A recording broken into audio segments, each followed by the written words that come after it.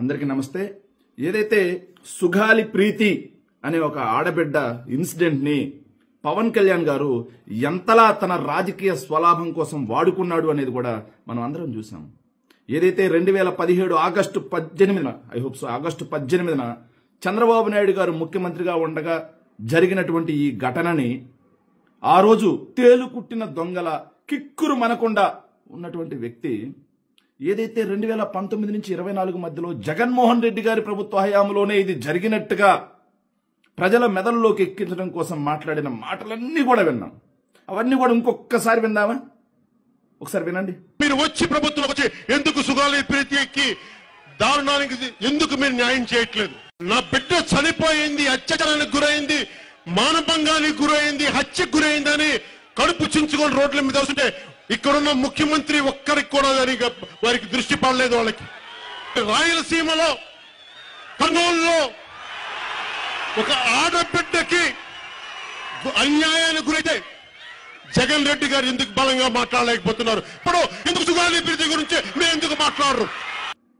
Yes, ఇలా ఏదైతే సుగాలి ప్రీతి అంశంలో అసలు జరిగిందేంటి? 2017 ఆగస్టు 18 జరిగితే అప్పటి చంద్రబాబు నాయుడు గారి ప్రభుత్వం నిమ్మకు నీరెత్తినట్టుగా ఏదైతే తెలుగుదేశం పార్టీకి చెందిన నాయకులు దాంట్లో ఉన్నారు అన్న ఒక ఉద్దేశంతో ఆ కేసుని నీరుగార్చేసింది. నీరుగార్చేసిన తర్వాత జగన్మోహన్ రెడ్డి గారు అధికారంలోకి రాగానే ఏదైతే సుగాలి ప్రీతి తల్లిదండ్రులు జగన్మోహన్ రెడ్డి గారిని కలవటం, కలిసిన వెంటనే వాళ్ళు దీన్ని సిబిఐ ఎంక్వైరీకి అడగడంతో 2020 ఫిబ్రవరిలో రాష్ట్ర ప్రభుత్వం దీన్ని సిబిఐ ఎంక్వైరీకి ఇచ్చింది. సిబిఐ దాన్ని ఉత్తర్వులు ఇచ్చినా సరే తీసుకోవట్లేదని చెప్పి సెప్టెంబర్లో సిబిఐ ఏదైతే సుగాలి ప్రీతి తల్లిదండ్రులు హైకోర్టుకు వెళ్లి పిల్లేశారు.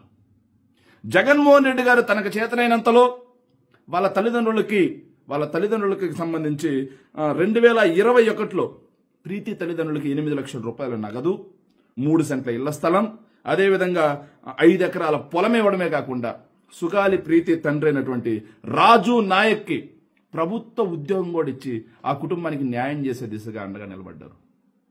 మరి ఈ మాత్రం చిత్తశుద్ధి, ఆ కుటుంబం పట్ల చిత్తశుద్ధి పవన్ కళ్యాణ్ గారికి ఉందా?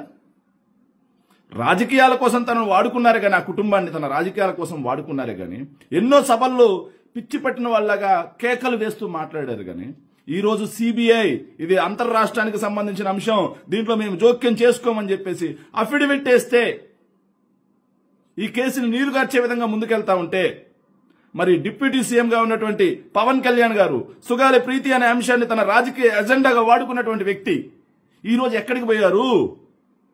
సుగాలి ప్రీతి అంశం ఈ రోజు పట్టట్లేదా? కనీసం 10 నెలల పాలనలో ఒక్క రోజైనా సుగాలి ప్రీతి తల్లిదండ్రులు పిలిపించుకుని మాట్లాడిన పాపాన పోని పవన్ కళ్యాణ్ గారి నిజమైన నైజమేంటో ఆంధ్ర రాష్ట్ర ప్రజలందరూ కూడా ఒక్కసారిగా గమనించాల్సిన అవసరం ఏర్పడింది. Thank you.